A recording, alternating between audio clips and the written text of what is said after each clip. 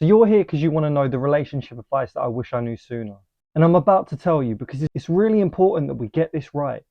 We don't have much time on this earth. We need to get our relationships sorted. It's one of the biggest things we can do in life is find a partner to live with forever. So we need to get it right. So let's get into it, shall we?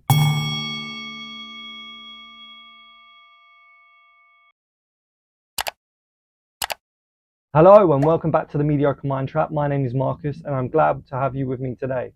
So today we're going to be talking about relationship advice I wish I knew sooner. Now this is a very important aspect in your life. You need to make sure you're looking for a right relationship for you. You don't want to be stuck with someone and lose 3 years of your life. Trust me, I've been there. So I have 7 pieces of information to tell you, and this might stop us from picking the wrong people. Finding that one person you've got to spend the rest of your life with is very hard. So let's make sure we get it right. Again, this channel is about helping you. I want to help you so you don't have to go through the hardship that I did. You can't waste your life in an insecure relationship. Either trust each other 100% or leave. Admit that it's not working. Now this is a very important one. At no point in your relationship should a partner, girlfriend, boyfriend need to tell you that they need to go on your phone. They should trust that you've got nothing on your phone. If they want to go on your phone, it means that they are insecure. They feel like something's going on. They don't trust you fully. Like I said, I've been there. It got so bad that one of my girlfriends used to read my messages and go through my whole phone while I was sleeping. And I'd know she'd do it because she'd know so much about me. She'd know who I've talked to and everything like that. Now, I wasn't the person I was back then, so I just let it happen like an idiot. And I feel really let down that I allowed that to happen. I would have a lot of friends who are girls and I'd message them. And she'd constantly ask me, like, who are these people? Who are you talking to? And I'm like, they're my friends. But how do you know that I'm talking to them? I don't get it. And then I found out, obviously, she was going through my phone. Now, I found out she was actually cheating on me for a long time. That's the reason why she was looking on my phone. People who cheat have already crossed that line. So if they've crossed that line, they think that you've crossed the line too, and that you're able to do it. Now, her way of thinking may change. She'll think that cheating is normal and that I'm probably doing it. That's why she was checking my phone. I'd probably say 5 years of that relationship, there was only one good year in it because we had a house together. Looking back, there was no love there. We just lived together as roommates pretty much. So no wonder she cheated. But I still don't condone it. I just think that she chose the easy way out. But it worked out good for me because I got to leave her and now I'm in a better, healthy relationship. So you can't waste time. Time is precious. If she's insecure and she's testing you constantly, get out of there. It's not worth it. Now this one's more about friends and family type relationship. If someone ghosts you, they don't reply to you, respect the dead and move on. If they're not willing to reply to you, you're not important enough in their life. How does that make you feel? Maybe it's something you found funny in the day and you just wanted to tell them that to make them laugh. You've sent them the message and they've ghosted you. You're just a second thought. You're just a, meh, I'll message him later. You don't want that. You don't want people like that around you. The best way to counteract that is to ghost them right back. Respect it and go on. But don't chase them, don't push them, don't cave. Be the better person. Ask yourself, do they actually benefit my life? And if they don't, cut them off. You won't have a healthy relationship with someone else if you have a toxic relationship with yourself. Many people jump from relationship to relationship. I see it all the time. For instance, the people in your hometown, the people that you know, how many relationships are formed where you didn't think they knew each other and then next thing you know, you see them and they're with someone else and they keep changing. Someone who has tons of different relationships, it's because they're not right themselves. So if you're not right yourself, how can you possibly have a relationship with someone? I got with my girlfriend when I was going through the happy stage of my depression. As soon as I got a house again, I pretty much couldn't pay for it by myself. And that's when I went deeper into my depression. You know, she'd see me crying and being all upset and she'd be there for me. And I feel like all I did at that point was push her away because I was living in that mindset of being toxic. So therefore creating that toxic relationship between us. However, like I said, the Daily Stoic book helped me a lot and it cured my depression. And then I found my purpose. Now I'm a better boyfriend to her than I have ever been. I'm happier, I'm out of depression, and all I've got is that hunger to succeed. So you have to sort yourself out. Because who wants to be there for someone when they're at their worst? Just add on that, don't get with anyone who's broken thinking that you can fix them. You can't. It's not your job to fix people. It's not your job to be the punching bag. It's your job to grow with that person and make each life better. It's like a mutual understanding. You can't do that with someone who's in deep depression because they're going to stay stagnant and then you'll be brought down.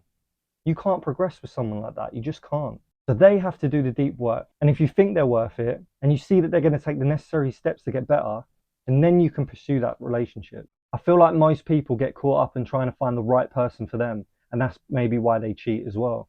It's because you've got a girl and you see another girl. It might be physically, she might have bigger boobs, she might have a bigger bum, she might have a smaller bum, smaller boobs. She might be blonde, she might be brunette and you're with a ginger, or she might be brunette and you want a ginger. Like, I don't know, but whatever your taste is. But I think as humans, we're always trying to search for the right person.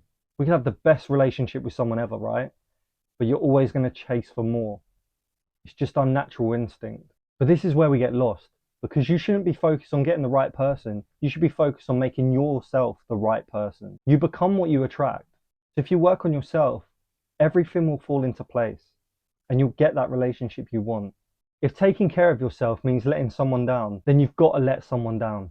Like I said before, you live this life for you. You're born into this world alone and you die alone. It's your job to leave with a big impact in this world. And you might feel sad that you've let that person down, but it may mean that letting them down means that you can get better. Once it's better, you can have a relationship 10 times better with that person than you ever could imagine. You have to put yourself first. If you don't, you suffer with mental health, you suffer with depression, you fill their cup without filling yours first. Taking care of yourself and making sure your mental health is at the peak it can possibly be, then you can start helping people. That's when that comes. If someone likes you, you'll know it. But if they don't like you, you'll be confused. This is a great one, right? And it's that simple, but I feel like a lot of people miss the signs and then they get misled and don't know what the fuck's going on. If someone likes you, they'll message back. They'll meet you when you say you're going to meet. They'll make effort. If they don't like you, they'll be like, oh, I don't know when I'm free next. They'll take ages to reply to you. And when they do, it'll be one word. When they're with you, they're just on their phone. When you're confused in a relationship, they don't like you. Please remember that, because that is such a pure indicator and it could save a lot of time. The people you allow into your life are contagious. So make sure you're picking the right people. You get with people because you connect on a certain level. It may be that you've got the same beliefs as them. It may be that you've got the same views. You like the same things. Like I said, people are contagious. But make sure they're contagious in a good way. If there's someone who's moaning constantly all the time, you're going to adopt the ability to nag, to be mind washed in the way of their thinking other than yours. Stay strong with your beliefs. Never ever change who you are inside for someone else. My best friend of over 20 years did that. I did not recognize that person he became. Please do not be a yes man. Being a yes man is so bad for you. You will get walked over time and time again, like a scraggly old carpet. From day one, make your intentions known. Make time for each other. Support each other. Pick each other up when you're feeling down. Make them laugh. The worst thing you can do is have a stagnant relationship where you and your partner are literally on phones doing individual things, but you're sitting right next to each other. What is that? You might as well be roommates.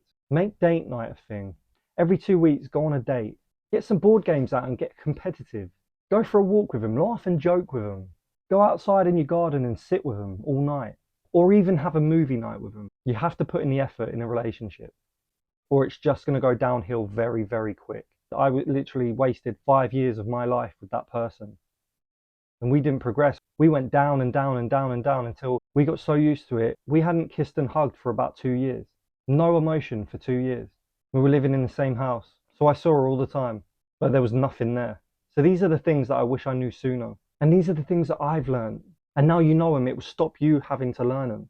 Now you're able to identify the red flags and get back to getting on that goal of becoming that 2.0 version of ourselves. Very different one today, but I hope it helps. Now I am testing the waters with this channel, but I need your help. I need you to tell me what videos you need. I need you to tell me what you're seeking. I need you to tell me why you keep coming back and why you even clicked on this.